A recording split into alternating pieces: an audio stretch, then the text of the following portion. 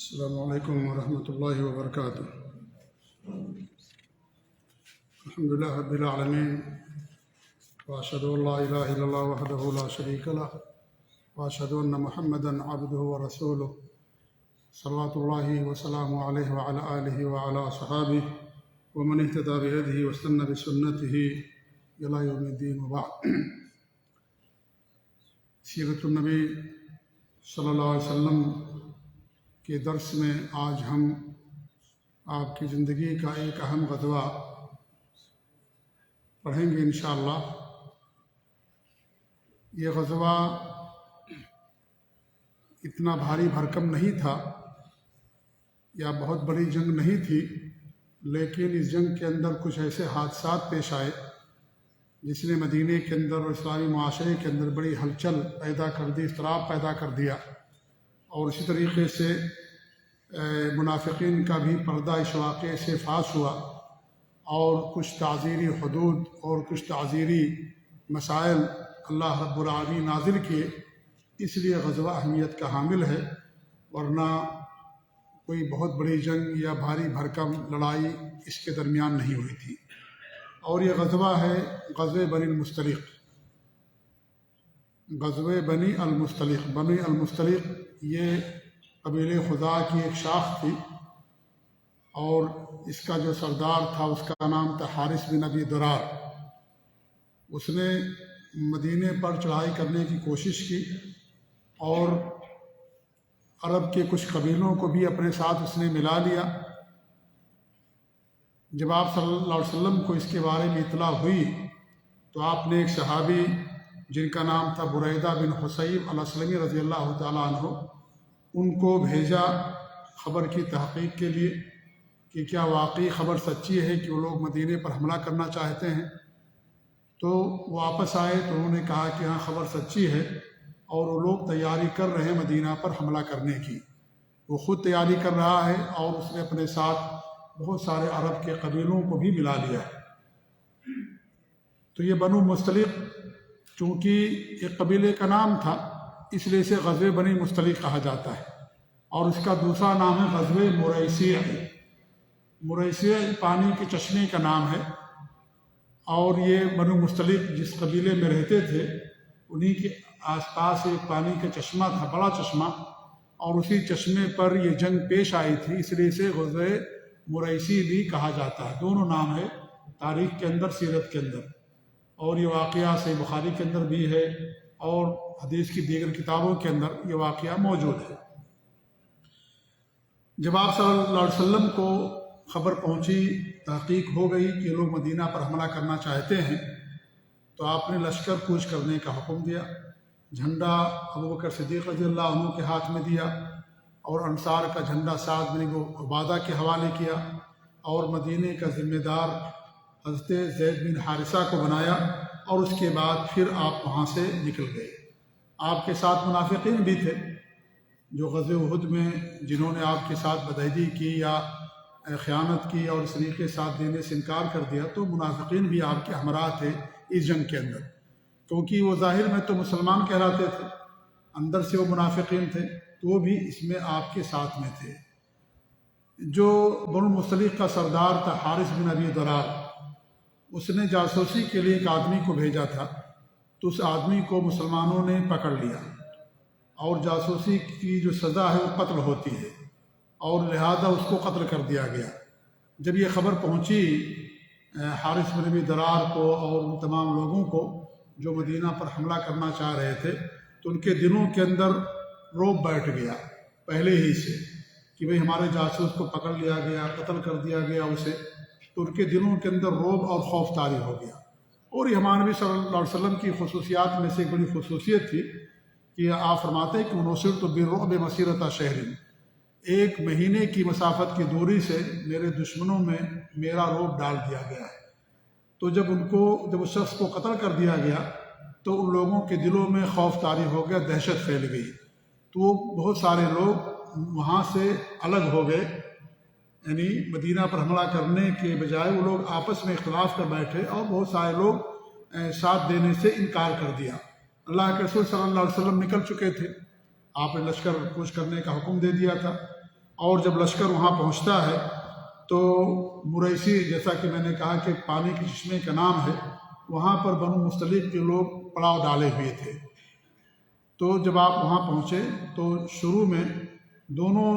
فریقوں کے درمیان تیر سے کچھ آپس میں تبادلہ ہوا، یعنی دونوں طرف سے تیر آنا شروع ہو گئے۔ کچھ دیر کے بعد آپ صلی اللہ علیہ وسلم نے باقاعدہ حملہ کرنے کا آپ نے حکم دے دیا اور ان پر حملہ کیا گیا۔ تو چونکہ صرف بنو مستلق کے لوگ رہ گئے تھے اور باقی جو عرب کے قبیلے تھے انہوں نے ساتھ چھوڑ دیا تھا، جب انہوں نے سنا کہ آپ ایک بڑا لشکر لے کر کے آ رہے ہیں اور ہمارے جاسوس کو قتل بھی کر دیا گیا، تو ان لوگوں نے ساتھ دینے سے انکار کر دیا۔ تو آپ نے حملہ کرنے کا حکم دیا، تو اس میں کچھ لوگوں کو قتل کر دیا گیا، بہت سارے لوگ بھاگ کھڑے ہوئے، اور جو عورتیں تھیں اور بچے تھے ان کو قیدی بنا لیا گیا، کیونکہ اسلام کی تعلیم یہی ہے کہ عورتوں اور بچوں کو قتل نہ کیا جائے۔ آپ نے باقاعدہ اس سے منع کیا کہ کسی بھی عورت اور کسی بچے کو جنگ کے دوران قتل نہ کیا جائے۔ اس کے بعد جو مویشی تھے، جانور وغیرہ تھے اور کچھ مال تھا، تو اس پر قبضہ کر لیا، یعنی مال غنیمت کے طور پر اسے حاصل کر لیا گیا۔ مسلمانوں میں سے صرف ایک شہید ہوئے تھے، اور جو بنو مستلق کا سردار تھا حارث بن ابی ضرار، اس کی بیٹی تھی، ان کا نام تھا جویریہ بنت حارث، وہ بھی قیدی بن کر کے آئیں،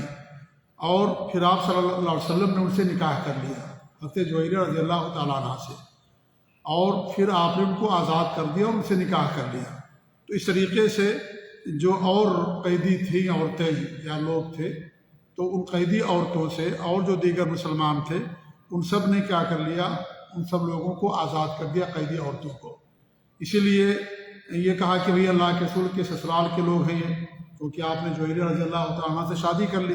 تو لوگوں نے کہا کہ آپ کے سسرال کے لوگ ہیں تو ان کا احترام ہونا چاہیے۔ تو انہوں نے قیدیوں کو، عورتوں کو چھوڑ دیا، اور جن کو رکھا ان کو نکاح کر کے رکھا، اور اس طریقے سے باقی عورتوں کو، قیدیوں کو انہوں نے چھوڑ دیا۔ اسی لیے جویریہ رضی اللہ تعالیٰ عنہ کے بارے میں آتا ہے کہ بڑی بابرکت خاتون تھی وہ، اپنی قوم کے لیے اور لوگوں کے لیے، کیونکہ ان کی وجہ سے ساری قیدی عورتوں کو اکثر کو آزاد کر دیا گیا، چھوڑ دیا گیا، اور پھر جو کچھ عورتیں بچی ان سے وہاں کے لوگوں نے نکاح کر لیا، یعنی اپنی بیوی بنا لیا۔ تو یہ مختصر طور پر اس جنگ کے بارے میں، کیونکہ میں نے بتایا کہ کوئی بھاری بھرکم جنگ نہیں تھی اور نہ ہی کوئی زیادہ دنوں تک جنگ چلی تھی، بس چند گھنٹوں کا مسئلہ تھا، چونکہ وہ لوگ ان کے دلوں میں رعب اور خوف طاری ہو گیا، اس لیے پہلے ہی سے وہ لوگ میدان چھوڑ کر کے بھاگ گئے تھے، صرف بنو مستلق قبیلے کے لوگ باقی بچے تھے، اس لیے مختصر طور پر یہ واقعہ پیش آیا تھا۔ لیکن اس جنگ کے اندر دو تکلیف دہ واقعات پیش آئے، جس کی وجہ سے اس جنگ کی بڑی اہمیت ہے۔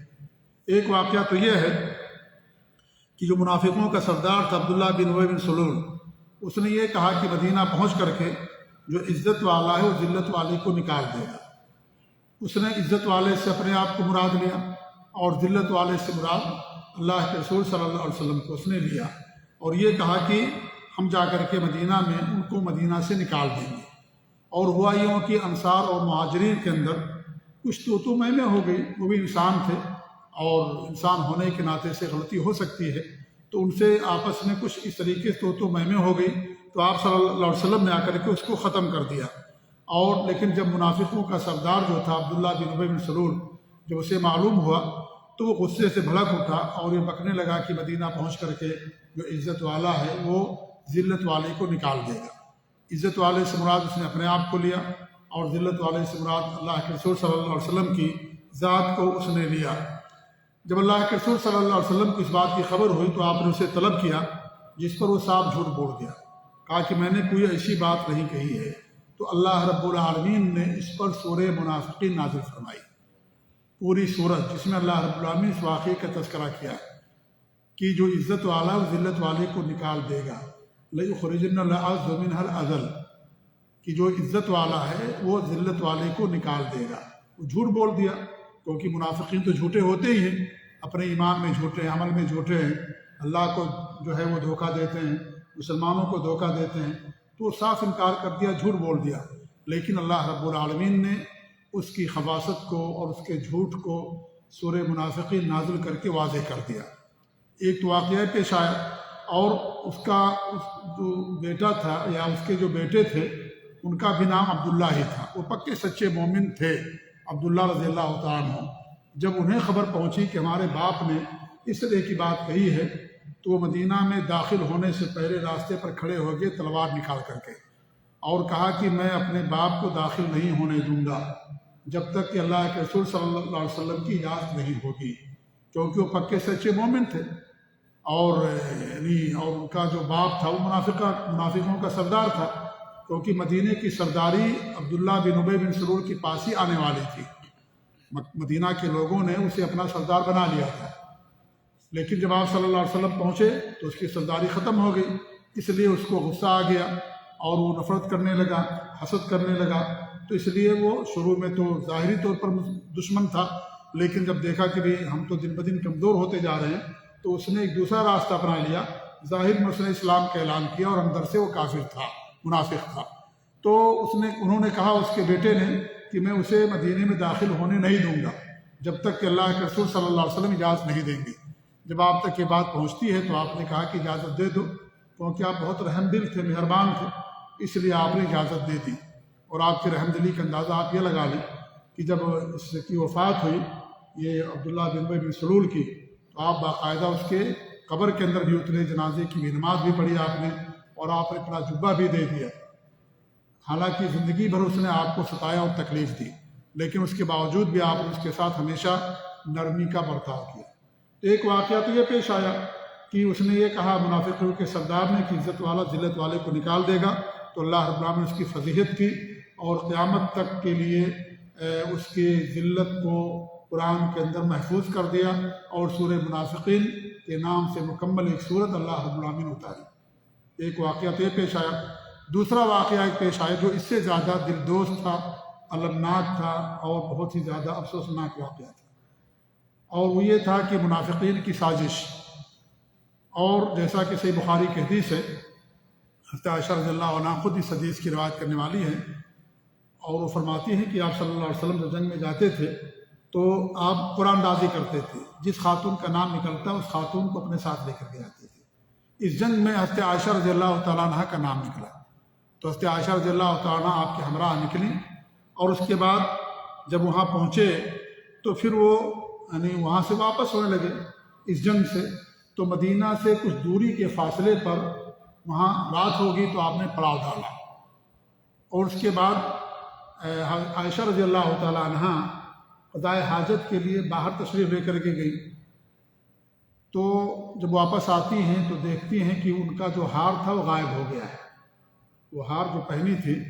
اور کسی سے عاریتاً لے کر کے گئی تھی تو وہ ہار غائب ہو گیا ہے، اور پھر اس ہار کی تلاش میں اسی جگہ پر چلی گئی جہاں وہ قضاء حاجت کے لیے باہر گئی ہوئی تھی۔ وہاں ان کو ہار تو مل گیا، لیکن جب واپس آئیں تو وہاں پر لشکر جا چکا تھا، اور جس ہودج کہتے ہیں پالکی کو جس میں عورتیں بیٹھتی ہیں اور اونٹ کے پشت پر رکھا جاتا ہے، اس کو عربی زبان میں ہودج کہتے ہیں، اردو میں بھی ہودج کہتے ہیں اسے، تو اس میں عورتیں بیٹھتی تھی۔ تو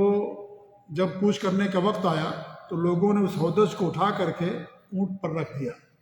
اور لوگوں نے یہ سمجھا کہ حضرت عائشہ رضی اللہ تعالیٰ عنہ اس کے اندر موجود ہیں، کیونکہ یہ دبلی پتلی تھی اور موٹی وغیرہ تھی نہیں، شروع کی بات ہے یہ، تو لوگوں نے محسوس نہیں کیا کہ اس کے اندر نہیں، یہ محسوس کیا کہ ان کے اندر بیٹھی ہوئی ہیں اور رکھ دیا۔ اس کے بعد قافلہ کوچ کر دیا۔ ایک صحابی ہیں جن کا نام ہے صفوان بن معطل السلمی رضی اللہ تعالیٰ عنہ، بوڑھے صحابی، اور ان کی باری یہ تھی کہ جب قافلہ کوچ کر جائے گا تو سب سے آخر میں آئیں گے، ہوتا کسی کو کوئی سامان رہ گیا ہو، کوئی چیز رہ گئی ہو، تو یہ ساری چیزیں کی جاتی ہیں۔ تو صفوان بن معطل السلمی رضی اللہ عنہ کی ذمہ داری تھی کہ وہ سب سے آخر میں آئیں گے قافلہ کوچ کر جانے کے بعد۔ حضرت عائشہ رضی اللہ عنہ آ کر کے دیکھتی ہیں قافلہ موجود نہیں ہے، تو اسی جگہ پر وہ بیٹھ جاتی ہیں اور پھر سو جاتی ہیں، ان کو نیند آ جاتی ہے۔ حضرت صفوان رضی اللہ تعالیٰ عنہ آتے ہیں اور دیکھا تو انا للہ و انا الیہ راجعون پڑھا، اور بعض حدیثوں کے اندر آتا ہے کہ ام المومنین کا لفظ انہوں نے کہا، کیونکہ حضرت عائشہ رضی اللہ عنہ کو وہ پہلے دیکھ چکے تھے، حجاب پردے کی آیت نازل ہونے سے پہلے دیکھ چکے تھے وہ، تو دیکھے کہ حضرت عائشہ ام المومنین عائشہ رضی اللہ تعالیٰ عنہ انا للہ و انا الیہ راجعون جب پڑھا انہوں نے، عائشہ رضی اللہ تعالیٰ عنہ کی نیند کھل گئی، اور اس کے بعد انہوں نے کیا کیا، اپنی اونٹنی ان کے قریب کر دی اور اس اونٹنی پر بیٹھ گئی۔ کون؟ حضرت عائشہ رضی اللہ تعالی عنہ۔ ہودج نہیں تھا، کیونکہ ہودج عورتوں کے لیے ہوتا ہے، یہ تو ان کا اونٹ تھا حضرت صفوان رضی اللہ تعالیٰ عنہ کا۔ تو اس پر بٹھا لیا انہوں نے اور نکیل پکڑی اور اونٹ کی، اور نکیل پکڑ کر کے، چونکہ آپ اکیلے جا رہے تھے، جب لشکر ہوتا ہے تو سفر دھیرے دھیرے ہوتا ہے، اور جب آدمی اکیلے سفر کرتا تو تیز چلتا ہے۔ تو یہ مدینہ پہنچنے سے پہلے ہی دوپہر کا وقت تھا، جا کر کے لشکر سے مل گئے۔ کون؟ حضرت صفوان بن معطل السلمی رضی اللہ تعالیٰ عنہ، مدینہ میں داخل ہونے سے پہلے۔ اس لشکر میں منافقوں کا سردار بھی تھا عبداللہ بن ابی بن سلول۔ جب اس نے یہ دیکھا تو اس نے تہمت لگا دی حضرت عائشہ اور حضرت صفوان رضی اللہ تعالیٰ عنہما پر، زنا کی تہمت لگائی۔ اس لیے اس واقعے کو واقع افک کہا جاتا ہے۔ واقع افک معنی جھوٹا، یعنی جھوٹا الزام اس نے لگا دیا کہ پر حضرت عائشہ رضی اللہ تعالیٰ عنہ پر، اسی جنگ کے اندر۔ اسی لیے جنگ پڑھی جاتی ہے، اور یعنی اس واقعے کی وجہ سے اسے تاریخ کے اندر بڑی اہمیت کیا جو ہے حامل ہو، بڑی اہمیت مل گئی اس جنگ کو۔ تو بہرحال اس نے الزام لگایا، اور اس کے بعد آپ صلی اللہ علیہ وسلم مدینہ پہنچتے ہیں، اور مدینہ پہنچ کر کے حضرت عائشہ رضی اللہ تعالیٰ عنہ کی طبیعت خراب ہوگی، بیمار ہو گئی۔ کئی دن گزر گیا۔ حضرت عائشہ فرماتی ہیں کہ جو ہے مجھے کوئی خبر نہیں تھی، لیکن مجھے ایک بات کی تکلیف تھی کہ آپ صلی اللہ علیہ وسلم پہلے بہت مہربانی اور پیار کے ساتھ میرے ساتھ پیش آتے تھے، لیکن اب ان دونوں وہ پیار ان کا نظر نہیں آتا ہے۔ کیوں پیار نہیں کر رہے ہیں، کیوں مہربانی نہیں کر رہے ہیں، مجھے بات نہیں سمجھ آ رہی تھی۔ تو کہتی کہ ایک مرتبہ وہ مصطح رضی اللہ تعالیٰ عنہ، ایک صحابی ہیں جو غریب تھے اور ابوبکر صدیق رضی اللہ تعالیٰ عنہ کے قریبی بھی تھے، اور ابوبکر صدیق رضی اللہ تعالیٰ عنہ ہی ان کا پورا خرچ سنبھالتے تھے، کیونکہ ابوبکر رضی اللہ تعالیٰ عنہ مالدار صحابہ میں سے ہیں، تو پورا خرچ وہی سنبھالتے تھے۔ تو ان کی والدہ کے ساتھ ایک مرتبہ باہر تشریف لے گئی، تو وہ جو چادر پہنی ہوئی تھی حضرت مصطح رضی اللہ تعالیٰ عنہ کی والدہ مصطح، تو کہہ رہے کہ چادر ان کے پاؤں کے نیچے آ گئی اور وہ گر گئی، اور گرنے کے بعد مصطح کو، جو ان کے بیٹے ہیں، ان کو برا بھلا کہنا شروع کر دیا۔ تو حضرت عائشہ کہتی ہیں کہ بدری صحابی ہوں، غزوہ بدر کے اندر شریک ہوئی ہیں حضرت مصطح کے بیٹے، آپ لوگ کیوں برا بھلا کہہ رہے ہیں، مت کہیے ان کو۔ تو وہ کہتی ہیں کیا تمہیں نہیں معلوم ہے؟ کہا کیا؟ کہا کہ جو تمہارے تعلق سے بری خبر پھیلائی جا رہی ہے اس میں میرا بیٹا بھی شریک ہے، اس میں میرا بیٹا بھی شریک ہے، اس پروپیگنڈے کے اندر، کیونکہ اتنا پروپیگنڈا کیا گیا کہ کچھ صحابہ بھی اس پروپیگنڈے میں آ گئے۔ جیسے آج بہت ساری باتیں ہوتی ہیں، بہت ساری خبریں جھوٹی نشر کی جاتی، اتنی نشر کی جاتی ہیں کہ لوگ اسے سچ سمجھنے لگتے ہیں۔ ابھی تھوڑی دیر پہلے یا کچھ دنوں مہینہ پہلے جو شیخ عالی طالب ہیں مکہ کے امام، ان کے تعلق سے کتنی جھوٹی خبریں نشر کی گئی، اور دنیا میں سب سے زیادہ جس ملک کے خلاف جھوٹی خبریں افواہیں پھیلاتی مملکت سعودی عرب، سب سے زیادہ پورا میڈیا ہے، پوری ٹیم ہے جو برطانیہ میں، فرانس میں، امریکہ میں بیٹھی ہوئی ہے، جو یہاں جمہوریت چاہتے ہیں، جو ملوکیت کے دشمن ہیں کہ ملوکیت نہیں چاہیے، ہم کو جمہوریت چاہیے، غلط عقیدے کے لوگ، غلط منہج کے لوگ جو پورے دوسرے غیر عیسائی ملکوں کے اندر بیٹھے ہوئے ہیں، سب سے زیادہ اسی ملک کے خلاف پروپیگنڈا کرتے ہیں۔ کوئی کچھ خبر لکھ دیتا ہے، بغیر کسی تحقیق کے اسے شائع کر دیا جاتا ہے، پوری دنیا کی میڈیا میں وہ چیز آ جاتی ہے۔ بڑا بڑا واقعہ کرتے ہیں، اس کو نہیں بیان کریں گے، لیکن جھوٹے واقعات ان کے تعلق سے خوب بیان کرتے ہیں۔ یہ پورا پروپیگنڈا ان کے تعلق سے کیا جاتا ہے، اتنا پروپیگنڈا کہ بہت سارے لوگ بھی اس کو سچ سمجھنے لگتے ہیں، کہتے ہیں واقعہ سچا ہے، حالانکہ پورا کا پورا جھوٹا ہوتا ہے کہ ان کو جو ہے جیل میں ڈال دیا گیا، ان پر جرمانہ لگایا گیا، حالانکہ بیچارے بھی کچھ دنوں پہلے ان کی ویڈیو آئی تھی، اپنے گھر کے اندر موجود ہے، ان کو صرف امامت سے ہٹایا گیا وہاں سے، باقی اور کچھ نہیں کیا گیا۔ اور بھائی آپ کے مسجد کے پہلے کوئی اور امام تھے، ابھی کوئی دوسرے امام ہیں۔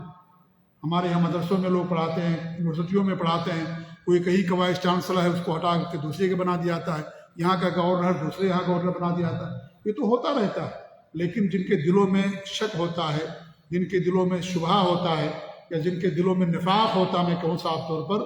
خاص طور سے مملکت سعودی عرب کے خلاف، توحید اور سنت کے خلاف، وہ لوگ ایسے واقعات کی تلاش میں رہتے ہیں۔ کوئی واقعہ لکھ دیا تھا، اسے پوری دنیا کے اندر نشر کر دیا تھا۔ تو یہ پروپیگنڈا ہے میرے بھائی، اس لیے پروپیگنڈا کہ پیچھے نہیں جانا چاہیے، انسان کو تحقیق کرنی چاہیے۔ اسلام نے ہمیں ایک اصول دیا، ایک ضابطہ دیا، جب تمہیں کوئی خبر ملے تو اس کی تحقیق کر لیا کرو، یہ نہیں کہ پروپیگنڈا کے پیچھے آپ بھاگتے جائیں، نہیں، اس کی خبر تحقیق کر لینی چاہیے، کیونکہ پروپیگنڈا کو، جھوٹی بات کو بیان کرنا یہ بھی جھوٹا ہونے کی دلیل ہے۔ اللہ کے رسول کے حدیث سے کفا بالمرء کذبا ان یحدث بکل ما سمع، یہ کوئی معمولی بات نہیں ہے۔ ہم سمجھتے ہیں کہ بھئی میرے پاس کسی نے واٹس ایپ بھیج دیا، میں نے دوسروں کو بھیج دیا، اس نے تیسروں کو بھیج دیا، کچھ ہمارا معاملہ نہیں، میں نے تو نہیں گڑھا واقعہ، کسی اور نے گڑھا، آپ بھی مجرم ہیں، ہم بھی مجرم ہیں۔ جھوٹا ہونے کے لیے کافی اللہ کے رسول کے حدیث ہے، کفا بالمرء کذبا، آدمی کے جھوٹا ہونے کے لیے کافی ہے ان یحدث بکل ما سمع، ہر سنی ہوئی بات کو، ہر افواہ کو، ہر خبر کو لوگوں کے درمیان پھیلاتا رہے، اس کے جھوٹا ہونے کے لیے ہی کافی ہے۔ ہم بھی جھوٹے ہوں گے اگر بغیر تحقیق کے کوئی خبر نشر کر دیں گے، لوگوں کے سامنے بیان کر دیں گے، ہم بھی جھوٹے ہوں گے۔ تو تحقیق کر لیا کریں۔ افواہوں نے تو حکومتوں کو ختم کر دیا ہے۔ حضرت عثمان کی حکومت افواہوں کے نتیجے میں گری تھی، ان کے خلاف جو ہے حکومت پروپیگنڈا کیا گیا، حضرت عثمان رضی اللہ عنہ کے خلاف کتنا جھوٹ ان کے خلاف بولا گیا۔ اللہ کے رسول کے موت کی خبر غزوہ احد کے اندر اڑائی گئی، لوگ مسلمان بددل ہو گئے کہ اللہ کے رسول شہید ہو گئے، قتل ہو گئے، اب ہم کو جینے سے کیا فائدہ۔ اتنا زیادہ اس افواہ نے صحابہ کے دلوں کے اندر یہ بات ڈال دی، اور اس طریقے سے مایوسی سمجھ لیجیے ایک طرح کی، کہ وہ میدان چھوڑ کر کے مدینہ بھاگ گئے بہت سارے صحابہ، کہ اللہ کے رسول کی وفات ہو گئی، آپ کو قتل کر دیا گیا۔ تو افواہ کو آپ کم نہ سمجھیں، بہت ہی خطرناک چیز ہوتی ہے، کتنے گھر اجڑ جاتے ہیں، میاں بیوی کے درمیان دشمنی ہو جاتی ہے، طلاق ہو جاتی ہے، اور جنگ ہو جاتی ہے۔ اللہ کے رسول کے زمانے میں دیکھیے افواہ اڑا دی گئی کہ مکہ کے سارے لوگ مسلمان ہو گئے ہیں، بیچارے جو مدینہ وہاں حبشہ میں چلے گئے تھے، یہ سن کر کے واپس چلے آئے کہ جب مکہ کے لوگ مسلمان ہو گئے تو حبشہ میں رہنے کیا ضرورت ہے، چلو مکہ چلتے ہیں، چلو مکہ چلتے ہیں۔ مکہ آئے تو خبر جھوٹی تھی، صحابہ کو پکڑ لیا گیا اور ان پر ظلم ڈھا شروع کر دیا گیا۔ تو اس طریقے سے پوری تاریخ پر ڈالیے افواہیں پھیلائی جاتی ہیں اور پروپیگنڈا کیا جاتا ہے۔ لہذا پروپیگنڈا، جو سچا مومن مسلمان ہوتا ہے پروپیگنڈے پر دھیان نہیں دیتا ہے، اور نہ اس کے لوگوں کے سامنے بیان کرتا ہے، اس کی تحقیق کرتا ہے، کسی کے بھی تعلق سے ہو، کسی انسان کے تعلق سے، مرد اور عورت کے تعلق سے، بھائی بہن کے تعلق سے، کسی ملک کے تعلق سے، کسی کی بھی تعلق سے ہو، چاہے سعودی عرب ہو، کوئی اور بھی ملک ہو، کسی کی بھی تعلق سے کوئی جھوٹی خبر ہو، افواہ ہو، تو انسان کو اس پر نہیں دھیان دینا چاہیے بلکہ اس کی تحقیق کرنی چاہیے۔ تو بہرحال یہ پروپیگنڈا کیا گیا، کچھ صحابہ بھی اس کے اندر آ گئے، انہیں میں سے کیا نام ہے، مصطح بن اثاثہ رضی اللہ تعالیٰ عنہ، ایسے حسان بن ثابت، شاعر رسول ہیں یہ حسان بن ثابت، وہ بھی پروپیگنڈے میں آ گئے۔ اور ایسے ہی آپ کی بیوی تھی زینب بنت جہش، ان کی بہن تھی، ان کا نام تھا حمنہ بنت جہش، وہ بھی اس پروپیگنڈے کے اندر آ گئی۔ تین لوگ اس پروپیگنڈے کے اندر آ گئے اور الزام لگا دیا۔ اسی لیے جب اللہ رب العالمین نے حضرت عائشہ کی برات نازل فرمائی تو اللہ کے رسول صلی اللہ علیہ وسلم نے ان تینوں کو 80 کوڑے لگائے تھے، حضرت مصطح کو، حضرت حسان کو، اور حضرت حمنہ بنت جہش کو۔ جی ہاں، تو وہ کہتی ہیں، بہرحال میں آگے نکل گیا، اور کہ حضرت عائشہ کہ آپ کیوں حضرت مصطح کو برا کہہ رہی ہو، وہ تو بدری صحابی ہیں۔ تو انہوں نے کہا تمہیں نہیں معلوم کہ وہ تمہارے پروپیگنڈے میں، تمہارے خلاف جو پروپیگنڈا ہو رہا ہے اس میں میرا بیٹا بھی شامل۔ تو انہوں نے کہا کہ ایسی بات ہو رہی میرے تعلق سے، ان کو پتہ ہی نہیں، حضرت عائشہ رضی اللہ تعالیٰ عنہ چھوٹی سی عمر، ان کو پتہ ہی نہیں۔ جب وہ واپس آتی ہیں تو اللہ کے رسول صلی اللہ علیہ وسلم سے اجازت طلب کی کہ مجھے اب میرے والدین کے گھر جانے دیں۔ تو کیوں جا کر کے میں ان سے پوچھتی ہوں کیا ماجرا ہے۔ وہ اللہ کے رسول صلی اللہ علیہ وسلم کو اجازت دے دی۔ اس کے بعد وہ اپنے گھر جاتی ہیں، اور جب وہاں جاتی تو ان کو اپنی والدہ سے پوچھتی ساری بات، تو ان کی والدہ نے کہا کہ ہاں یہی بات ہے، اور اس طریقے سے پورے مدینے کے اندر تمہارے تعلق سے اس طرح کی خبریں نشر کی جا رہی ہیں۔ کہہ رہے ہیں کہ میں بہت روئی سے بخاری کی حدیث، اور کئی دن تک میں روتی رہی۔ اس کے بعد اللہ کے رسول صلی اللہ علیہ وسلم میرے پاس آئے، میرے والدین کے گھر آئے، اور انہوں نے ایک مختصر سی نصیحت کی، الحمدللہ پڑھا، تشہد پڑھا، اشہد لا الہ الا اللہ جو خطبہ جیسے ہوتا ہے، اور اس کے بعد انہوں نے کہا کہ عائشہ اگر جو ہے تمہارے ساتھ اس طرح کا معاملہ ہو گیا ہے تو اللہ تعالیٰ غفور رحیم ہے، اللہ معاف کرنے والا، اللہ توبہ قبول کرنے والا، توبہ کر لو، اللہ تعالیٰ جو ہے تمہاری توبہ قبول کرے گا۔ انسان سے خطا ہو سکتی ہے۔ تو حضرت عائشہ کہتی ہے کہ میں نے اپنے والدین سے کہا کہ آپ لوگ جواب دیجیے اپنی بیٹی کی طرف سے۔ تو ان کی ماں نے کہا میں کیا جواب دوں، ان کے والد کہتے ہیں میں کیا جواب دوں۔ تو حضرت عائشہ کہتی ہے رضی اللہ عنہ کہ میں نے خود جواب دیا، اور میں نے یہ کہا کہ افواہ اتنی پھیلا دی گئی ہے کہ اگر میں یہ کہوں کہ نہیں یہ جھوٹی بات ہے اور اللہ کو معلوم ہے کہ بات جھوٹی ہے تو تم لوگ میری بات پر یقین نہیں کرو گے۔ لہذا میرے لیے وہی معاملہ ہے جو حضرت یعقوب نے کہا تھا جب انہیں ان کے بیٹے کی وفات کی یا بھیڑیے کے ذریعے سے قتل کر دیے جانے کی خبر سنائی گئی تھی، تو انہوں نے کہا تھا صبر جمیل واللہ المستعان علی ما تصفون، میں صبر کرتی ہوں اور اللہ سے توکل کرتی ہوں، اللہ پر اللہ سے مدد مانگتی ہوں اور میں اس پر صبر کرتی ہوں۔ یہ انہوں نے کہا تو صحیح بخاری کے حدیث کے اندر آیا ہے اور دیگر حدیثوں کے اندر کہ آپ صلی اللہ علیہ وسلم وہیں پر تشریف فرما تھے، کہاں؟ ابو بکر کے گھر ہی پر، کہ اللہ رب العالمین نے وہی اتاری آپ کے اوپر۔ پورے 1 مہینہ تک یہ خبر مدینہ کے اندر پھیلائی جاتی رہی۔ اس کے بعد اللہ رب العالمین نے آپ حضرت عائشہ رضی اللہ تعالیٰ عنہا کی اور حضرت صفوان رضی اللہ تعالیٰ عنہ، بوڑھے انسان تھے، بوڑھے تھے، وہ ان کی برات نازل فرمائی اور وہ دوپہر میں نکیل لے کر کے آئے تھے مدینہ کے اندر۔ نعوذ باللہ، اگر کوئی آدمی ایسا کبھی ہوتا ہے تو انسان رات میں تاریکی میں آنے کی کوشش کرتا ہے کہ کسی کو خبر نہ ہو، لیکن ان کا دل صاف تھا، حضرت عائشہ کا دل صاف تھا، کوئی معاملہ تھا ہی نہیں، اس لیے حضرت صفوان رضی اللہ تعالیٰ دن دہاڑے دوپہر کے وقت لشکر سے آ کر کے ملے تھے اور مدینہ میں داخل ہوئے تھے۔ تو اللہ رب العالمین نے سورہ نور نازل فرمائی۔ سورہ نور کے اندر کئی آیتیں، تقریباً 20 یا 23 آیتیں اللہ رب العالمین نے اس کے تعلق سے نازل فرمائی اور یہ کہا کہ ان الذین جاؤوا بالعفک عصبۃ منکم، جو یہ جھوٹی خبر لے کر کے آئے ہیں یا جھوٹا الزام جنہوں نے لگایا ہے وہ تمہیں ہی میں سے ایک جماعت ہے۔ لا تحسبوا شرا لکم بل هو خیر لکم، تم اسے اپنے لیے شر نہ سمجھو، اس میں تمہارے لیے خیر ہے۔ اس میں کیا تمہارے لیے خیر؟ یہ آیت کریمہ اور اس طرح کی 22 آیت کریمہ اللہ رب العالمین نے سورہ نور کے اندر نازل فرمائی، جس میں حضرت عائشہ رضی اللہ عنہ کی برات نازل فرمائی۔ اور اسی طریقے سے اگر کوئی کسی پر الزام لگاتا ہے، کوئی تہمت لگاتا ہے تو ایک مومن کا شیوا کیا ہونا چاہیے، ایک مومن کو کیا کرنا چاہیے، وہ بات بھی اللہ رب العالمین نے تفصیل کے ساتھ 20-22 آیتوں میں اللہ رب العالمین نے پوری باتیں بیان کر دی۔ تو یہ واقعہ اسی جنگ کے اندر پیش آیا تھا جس جنگ کو غزوہ بنی المصطلق یا غزوہ مریسی کہا جاتا ہے۔ اور جب یہ آیت کریمہ نازل ہوئی تو آپ صلی اللہ علیہ وسلم نے وہ جو 3 صحابہ تھے ان پر باقاعدہ آپ نے کیا کیا، ان پر حد نافذ کی، اور اس طریقے سے مصطح بن اساسہ، حسان بن ثابت اور حمنہ بنت جحش کو۔ رہا منافقوں کا سردار عبداللہ بن ابی بن سلول، تو آپ نے اس کے اوپر حد نازل نہیں کی۔ کیوں نہیں حد نافذ کی؟ اس لیے کہ اس منافق ہے، وہ منافقوں کا سردار ہے، اور یہ جو حد ہوتی ہے یہ گناہوں کا کفارہ ہے۔ اسی لیے آخرت میں جسے دنیا میں سزا مل جائے گی، آخرت میں اللہ تعالیٰ اسے سزا نہیں دے گا۔ اگر کوئی چوری کرتا ہے، شراب پیتا ہے، دنیا کے اندر حد نافذ کر دی جاتی ہے، یا اس طریقے سے کوئی زنا کرتا ہے، دنیا میں حد نافذ ہو جاتی ہے، تو یہ کفارہ ہو جاتا ہے اس کے گناہ کا، اللہ تعالیٰ آخرت میں اس کو سزا نہیں دے گا۔ یہ تو منافقوں کا سردار ہے،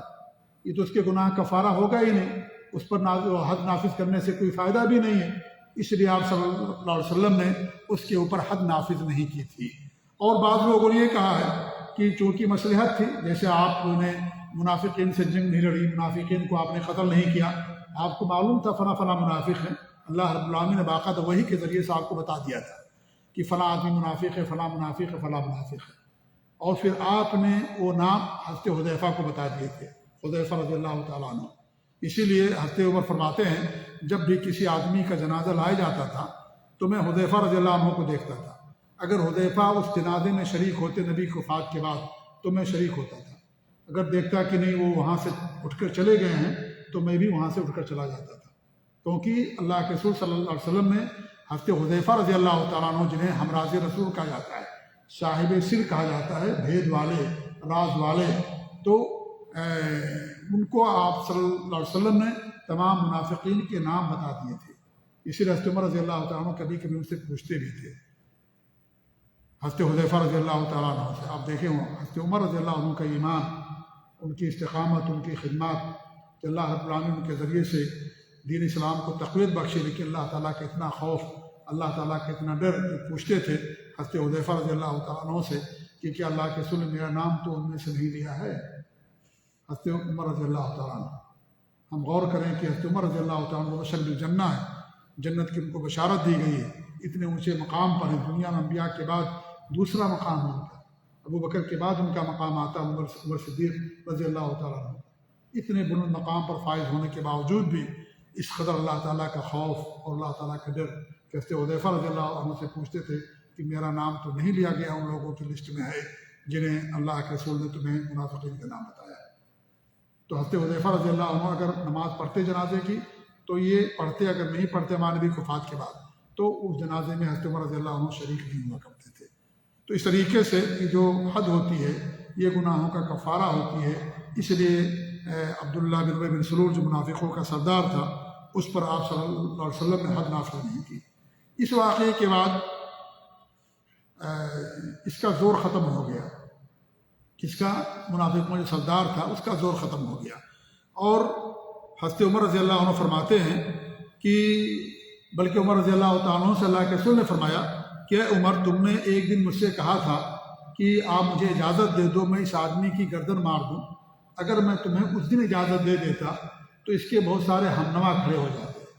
بہت سارے اس کا ساتھ دینے والے کھڑے ہو جاتے، لیکن آج صورتحال یہ ہو گئی اس آدمی کی کہ اس آدمی کے قبیلے کے لوگ ہی سے قتل کرنے کے لیے تیار ہیں، کیونکہ آپ نے حکمت کے ساتھ کام لیا، آپ نے اس کے ساتھ حکمت کے ساتھ معاملہ کیا، بڑی بردباری کے ساتھ آپ نے معاملہ کیا۔ تو آپ نے کہا کہ عمر، تم اس دن طلب کر رہے تھے مجھ سے کئی سال پہلے یا کئی ماہ پہلے کہ میں اس کو قتل کر دوں، میں نے تمہیں اجازت نہیں دی۔ آج صورتحال یہ ہوگی اس کے برے کرتوت کی وجہ سے، برے اعمال کی بنا پر، کہ اس کے قبیلے کے لوگ خود اسے قتل کرنے کے لیے تیار ہو جا رہے ہیں۔ تو یہ آپ صلی اللہ علیہ وسلم کی حکمت تھی۔ اس لیے دعوت کے اندر حکمت بہت ضروری ہے کہ انسان دعوت کو حکمت کے ساتھ اچھے انداز میں لوگوں کے سامنے رکھے۔ اسی لیے جو دشمن ہے وہ انسان کا دوست ہو جاتا ہے اگر انسان حکمت کے ساتھ اپنی دعوت کو لوگوں کے سامنے رکھتا ہے۔ تو بہرحال یہ واقعہ بھی اس جنگ کے اندر پیش آیا، جس کی وجہ سے اس واقعے کی بڑی اہمیت ہو گئی ہے۔ اس واقعے کے اندر ہمارے لیے درس کیا ہے، انشاءاللہ آنے والے درس میں آپ لوگوں کے سامنے بیان کروں گا۔ اللہ تعالیٰ دعا کہ اللہ رب العالمین ہمیں اپنے نبی صلی اللہ علیہ وسلم کی سیرت پاک جاننے کی توفیق دے، اور اللہ رب العالمین ہم سب کو اپنے نبی کی سنت پر قائم رکھے۔ اللہ تعالیٰ ہمارے دلوں میں صحابہ کرام کی محبتوں کو قائم رکھے، ان سے اور زیادہ محبت کرنے کی توفیق دے، کیونکہ اللہ کے فضل کے بعد انہی کی کوششوں کا نتیجہ ہے،